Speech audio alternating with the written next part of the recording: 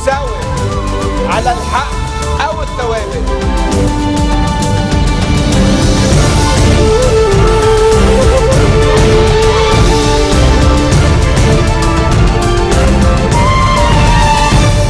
Nouvelle édition de la rédaction, merci d'être au rendez-vous. Allez, à la une, l'actualité des raids aériens israéliens ont été lancés cette nuit en Syrie. En représailles, 3 missiles ont été tirés depuis le territoire administré par le régime de Damas. Le leader des Maradas, Sleiman Frangi, reçu par le Premier ministre Saad Hariri à sa résidence au centre-ville de Beyrouth. Au cœur des discussions, la polémique autour du financement de la grille des salaires. Et ce vendredi 17 mars, la chancelière allemande Angela Merkel rencontrera le président américain Donald Trump à la Maison-Blanche. C'est un premier face-à-face très attendu. Je vous le disais en titre, des raids aériens israéliens ont été lancés cette nuit en Syrie. Plusieurs cibles ont été visées. En représailles, 3 missiles ont été tirés depuis le territoire administré par le régime de Damas. Ils n'ont pas fait de dégâts. Cet accrochage est le plus sérieux entre les deux pays, toujours officiellement en guerre depuis le début du conflit civil syrien il y a 6 ans. À plusieurs reprises, des positions du régime syrien et des convois d'armes de Syrie vers le Liban ont été pris pour cible par l'aviation de Tsahal. Et toujours en Syrie, peut-être une bavure américaine. L'OSDH évoque la mort d'au moins 42 personnes, dont une majorité de civils, dans une frappe aérienne qui a touché une mosquée du village d'Al-Jineh, à une trentaine de kilomètres de la ville d'Alep. Il y aurait plus d'une centaine de blessés selon la même source. L'armée américaine reconnaît avoir mené le bombardement, mais affirme qu'il visait des combattants d'Al-Qaïda. Une enquête a été ouverte. Cécile Galluccio nous en dit plus.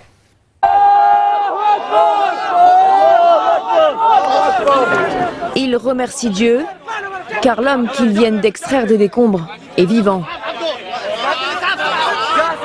Il est immédiatement pris en charge, puis transporté dans l'hôpital le plus proche. Dieu merci, vous êtes vivant.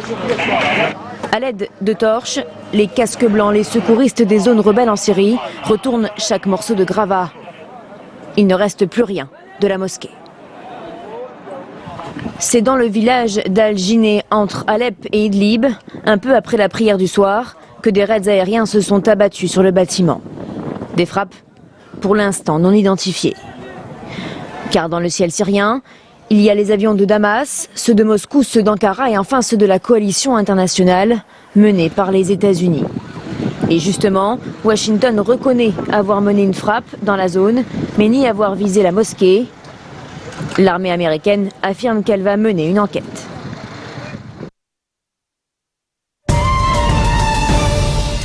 Retour à l'actualité au Liban, le leader des Maradas, Sleiman Frangi, est reçu par le Premier ministre Saad Hariri à sa résidence au centre-ville de Beyrouth. Les deux hommes ont passé en revue les derniers développements au Liban, notamment la polémique autour du financement de la grille des salaires et des mesures fiscales adoptées par le Parlement. Une grille qui devrait coûter 800 millions de dollars à l'État libanais pour l'exercice 2017. Le leader des Kataeb, Sami Gemayel, a réaffirmé ce vendredi que la grille des salaires devrait être financée par l'arrêt de la dilapidation des fonds publics, et ce plutôt que par les taxes et les impôts. Gemayel a appelé dans ce cadre la classe politique à saisir cette occasion pour prendre une décision historique en initiant de véritables réformes. Gemayel a d'autre part rejeté les accusations selon lesquelles il aurait torpillé la séance plénière de jeudi, rejetant à ce sujet la responsabilité sur le pouvoir. Le chef des Kataeb a indiqué que le montant des pertes résultant de la corruption au niveau des douanes au Liban s'élève à 700 millions de dollars par an.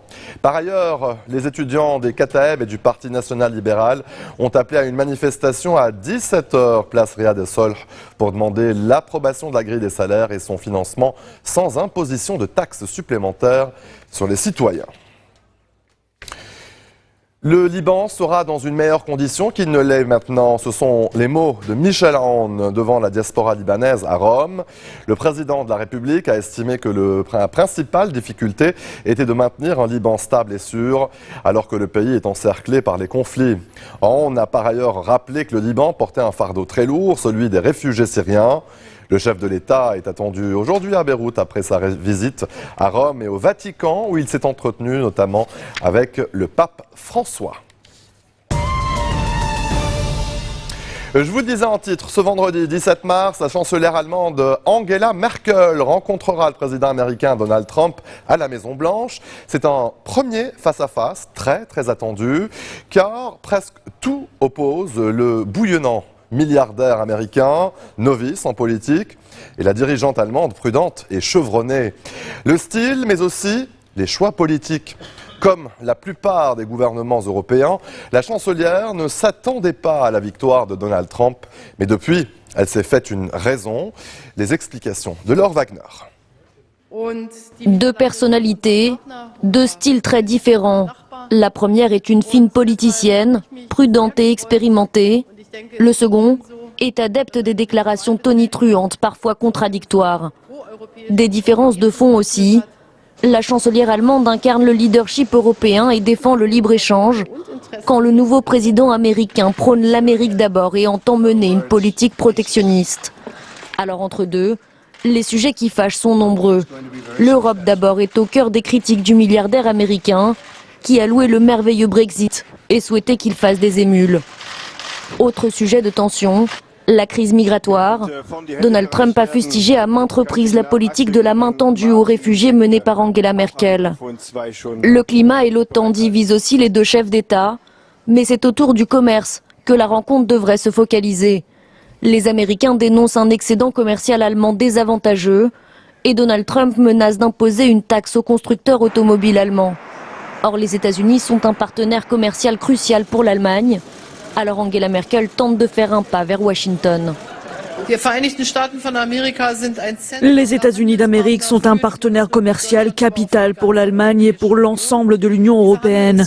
Le commerce est avantageux pour les deux parties et j'ai hâte d'évoquer ces questions avec le président américain nouvellement élu. Accompagnée par les patrons de BMW, Siemens et Schaeffler, la chancelière va tenter d'expliquer au président américain que les sociétés allemandes contribuent aussi à créer de l'emploi aux États-Unis. Tact et diplomatie seront donc au cœur de cette première rencontre entre les deux chefs d'État. Comme pour sa première version, le second décret immigration de Donald Trump a été bloqué en justice cette semaine. Les juges estiment que l'intention reste discriminatoire et inconstitutionnelle. La Maison-Blanche affirme qu'elle fera appel de cette décision jusqu'à la Cour suprême si nécessaire. Parmi les mesures fortes de ce décret, c'est la réduction de moitié du nombre de visas accordés chaque année. Un coup dur notamment pour les réfugiés chrétiens de Birmanie. Ils représentent un quart des réfugiés aux États-Unis. Laure Wagner nous en dit plus. Dans cette banlieue de Kuala Lumpur, Tin vit avec son mari et ses enfants. Cette famille birmane chrétienne espère se réinstaller aux États-Unis, mais les mesures anti-immigration que Donald Trump veut mettre en place risquent de menacer ce projet. L'Amérique, c'est notre patrie. Les Américains ont envoyé leurs missionnaires dans notre pays et nous ont appris à être des chrétiens. Et maintenant, on doit fuir. Tout ce que nous voulons, c'est être en sécurité. Et les États-Unis sont un endroit sûr pour nous. Minoritaires en Birmanie, les chrétiens sont persécutés par le régime bouddhiste. Ces dernières années, plusieurs milliers d'entre eux ont fui leur pays. La plupart s'est installé aux États-Unis. Depuis 2007, plus de 160 000 Birmans vivent sur le sol américain, soit un réfugié sur 4. Pour beaucoup, la seule option qui reste, c'est la fuite. N'oublions pas que les États-Unis sont l'un des principaux pays de réinstallation des réfugiés d'Asie. Donc c'est vraiment un coup dur pour la protection des réfugiés en Asie. Au-delà de la fermeture temporaire des frontières aux réfugiés, Donald Trump veut réduire de moitié le nombre de visas américains par année. Sur les 110 000 demandes de visa pour 2017, seuls 50 000 seront accordées. Alors pour ces familles birmanes en Malaisie, le rêve américain s'envole peu à peu. Restez des nôtres, on se retrouve après ceci.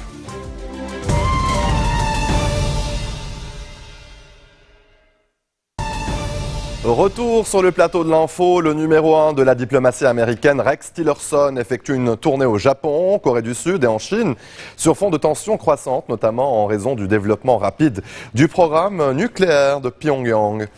À Séoul, deuxième étape de son voyage, Rex Tillerson a appelé à une nouvelle approche vis-à-vis de la Corée du Nord. Cécile Galluccio.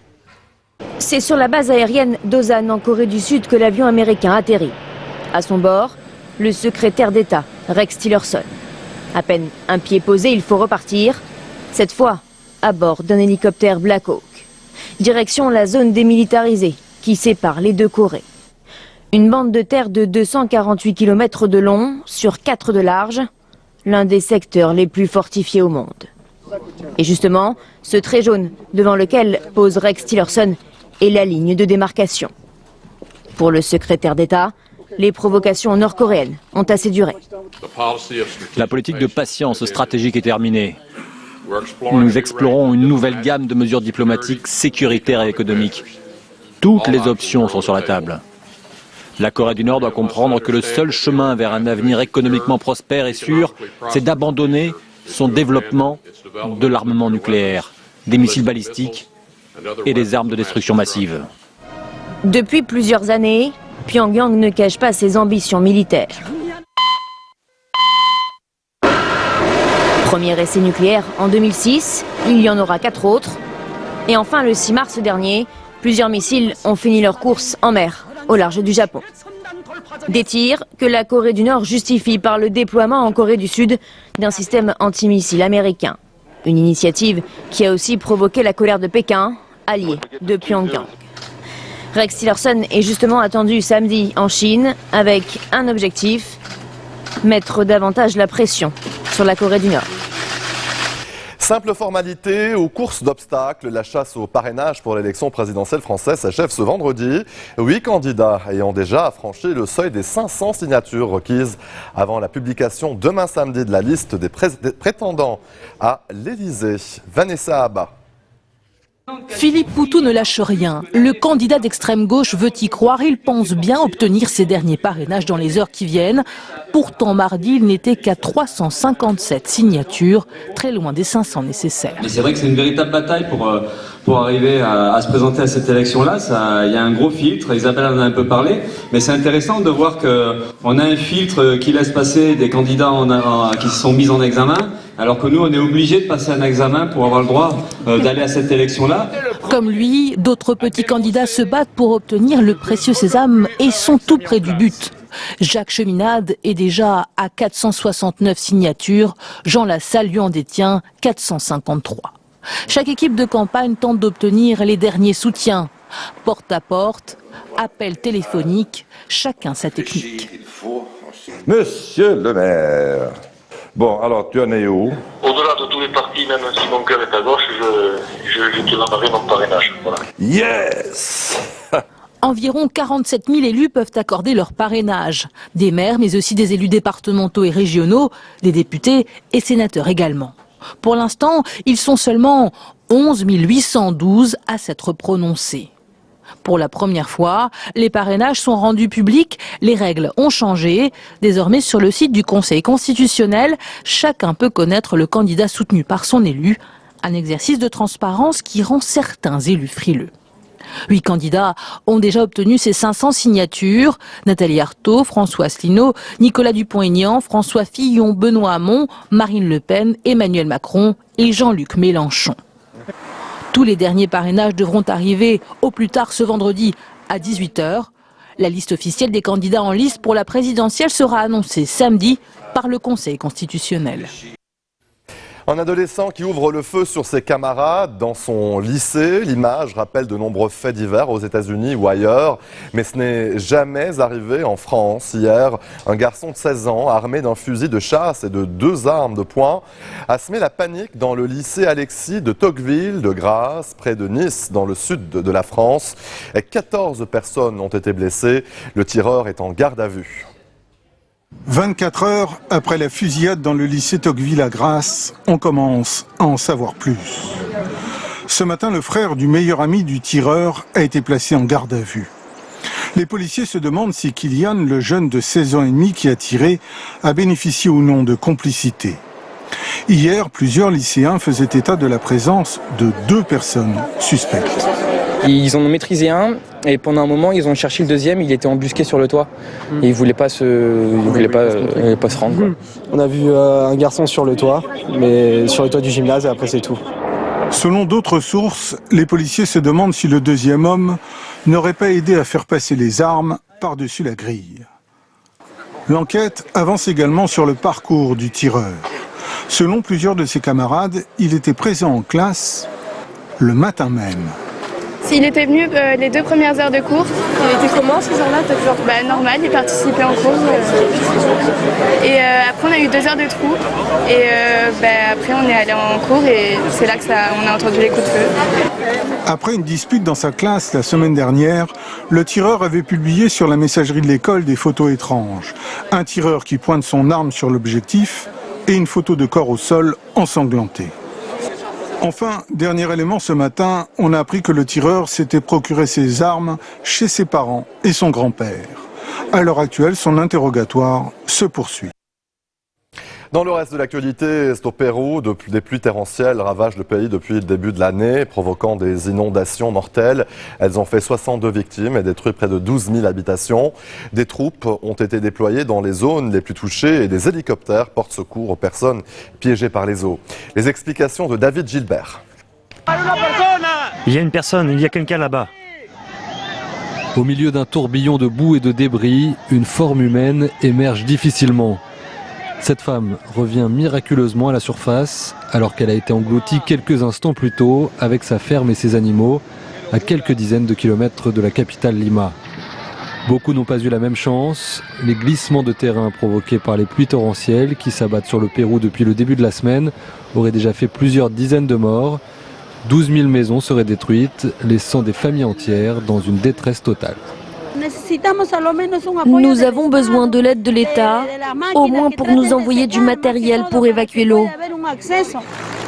Difficile pour les soldats déployés dans les zones sinistrées de porter secours à tous ceux qui en ont besoin. Le président péruvien, Pedro Pablo Kuczynski, est venu constater les dégâts près de Lima. Il a annoncé des aides d'urgence et l'octroi de dizaines de millions d'euros pour la reconstruction des régions du Nord les plus touchées par les inondations.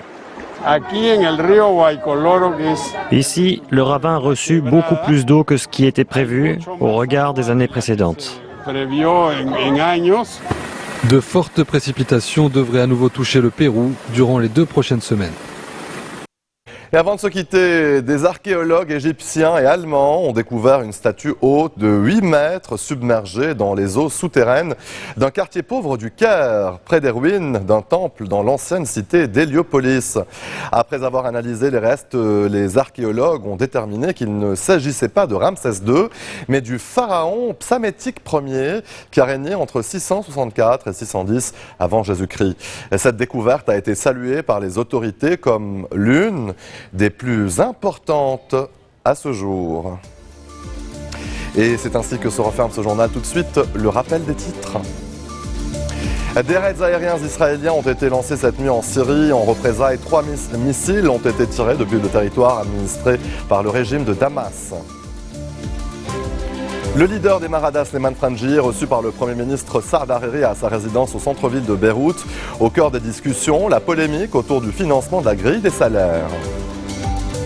Et ce vendredi 17 mars, la chancelière allemande Angela Merkel rencontrera le président américain Donald Trump à la Maison-Blanche. C'est un premier face-à-face très attendu.